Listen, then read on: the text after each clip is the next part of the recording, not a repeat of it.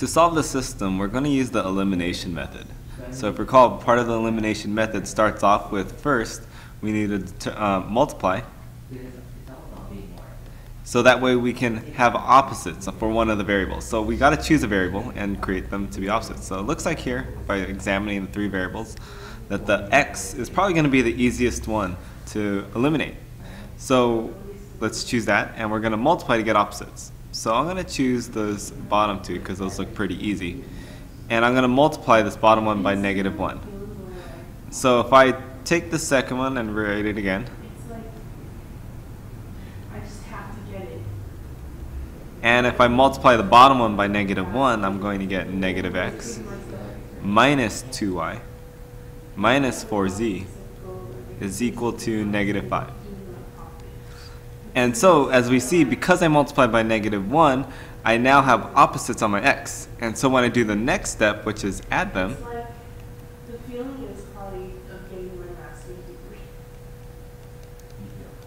then what's going to happen here is these cancel out, because anything plus its opposite cancels out. Here I get 4y minus 2y is going to be 2y. And then we got lucky here because the 4z and minus 4z, those also happen to cancel out. And so I get 2y is equal to -2. And this is really nice when both of them cancel out, because now if I wanted to get y, I could solve for that already because there's only one variable left. And we get y is equal to -1. And so I'm going to label this equation as equation number 1. And so we can save that for later. We can come back to it when we need to find it. So now, though, we have to eliminate another variable, the same one, the one that I circled earlier. That's why we circled it, to remind us that that's the variable we're eliminating.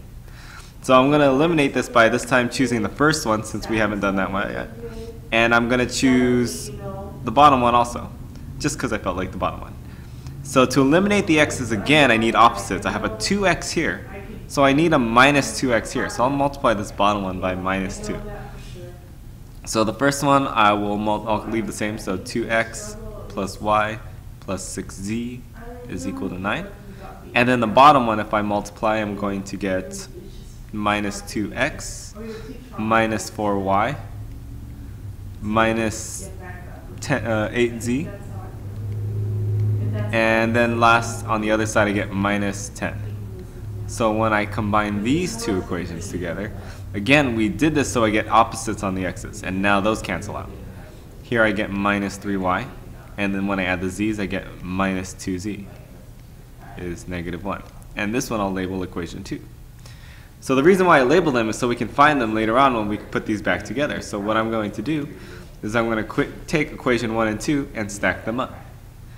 So let's stack this up. I'm going to get minus 3y minus 2z is equal to -1, and also y is equal to -1. So normally what we would have to do is do the multiplication and add the equations again, so that way I can eliminate a second variable. But this comes out really nice because since I already have a y by itself, I can just sub that straight into the previous to equation number 2. So all I'm going to do is going to take minus 3y, but my y I know is -1, minus 2z is equal to -1. So I just plugged in my value of y into this equation 2. And if I solve this out, I'm going to get 3 minus 2z is equal to -1. If I subtract the 3, I get minus 2z is equal to -4, and so z is equal to 2. So far we know y. So far we also know z. So the only one we have left is x, which tells me that the answer must be b, but let's just finish out the problem just to make sure. So now that I know both of those, I can choose an original equation and plug in the values of y and z and solve for x. So let me change the color here. I'll use green. So out of all these, I like to choose the numbers that are the smallest. That way it's the easiest. And it looks like the last equation is pretty easy. So I'll plug it all into there. So what do? I have x plus 2 times y, but we know y is -1, plus 4 times z, I know z is 2, is equal to 5. So all I did was take the values of y and z that we know, that we found, and plugged it into this bottom equation. Now when we solve for x, let's see what we get. So if I just multiply those, then I can combine my like terms. And when I subtract 6, I'm going to get x equals -1. So now I have x, y, and z, and as we saw earlier, that the only one that would make sense would be x, and I see that does match up. So x is equal to -1. For number 14, we see it's same thing. We have another system here we need to solve. So we can use the elimination method again. However, we notice that the things are not stacked up. So before we even start using our elimination method, we have to stack them up first. And so since on the top one we have x and y both on the left side, then I can just move this 6x to the other side by adding it. And then we can stack it up. So on the top one I'll keep the same. It's -3x minus 9y is equal to -3. And then the other one, since I moved the 6x over, now I can stack it up as 6x. And then I have plus 18y. And left on the right side, since these canceled out, we just have the 6. And now, since it's all stacked up, we can use our elimination method. So remember, the elimination method is just to multiply to get opposites, and then add straight down. So looks like maybe I can eliminate the x's to get opposites. So if I multiply this top one, well, let's see, I have a bottom one is 6, so I want this to be -6 to be the opposite. I can multiply that by 2 to get to -6. And what do I get then is -6x minus 18y is equal to -6. And on the bottom I have positive 6x plus 18y is equal to positive 6. And now the second step is add to eliminate. So like we wanted, those x's are opposites and they eliminate. Oh, but our y's are also opposites, so those also eliminate. So when they eliminate, remember, we're adding straight down. -18 plus 18 is 0. And on the other side, again, also they eliminate because -6 plus 6 is 0. So whenever we have both variables cancel out, both variables cancel out, we have always two cases. Either it's no solution, which is answer A, or it's infinitely many solutions, which is answer B. So how can we tell which one's which? It's not C or D, is depending on what we get as a result. If we get something that's true, the same number on both sides of the equation, like 0 equals 0, 5 equals 5, 10 equals 10, in this case we do have 0 equals 0, then this is infinitely many. Because 0 is equal to 0, it's equal to itself. However, if we had something that's not true, like 0 equals -1, or 5 equals 2, or anything where it's different numbers on both sides and it's something not true, then that would be no solution. But here again, we have an infinite solution case, so our answer is going to be B. Right? For number 15, we just want to see which is equivalent, and we can tell by looking at the bottom that they are being factored out. So we have to apply the factor rules that we have for when we have two terms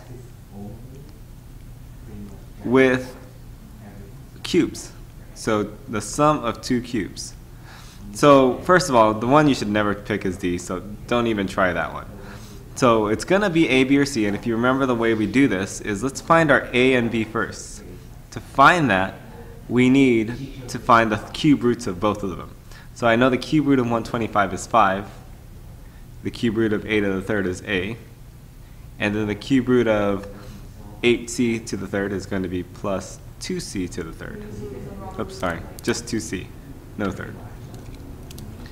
Once we have that, which is really nice because we don't really even have to think about that, it's given to us in the multiple choice problems, this is where we do the pattern of the AA, AB, BB. First, second, second. And always switch the sign of the middle one. So let's take a look at this. If I do A times A, 5A times 5A is going to be 25 and then A squared. Then I multiply them together, so that's 5A times 2C. Well, 5 times 2 is 10, A times C is AC. And always switch the sign of this one. So those always will be opposite. And the last one's always the same. So here, is going to be plus 2c times 2c, well 2 times 2 is 4, c times c is c squared, and so there's our answer, which matches up with answer B.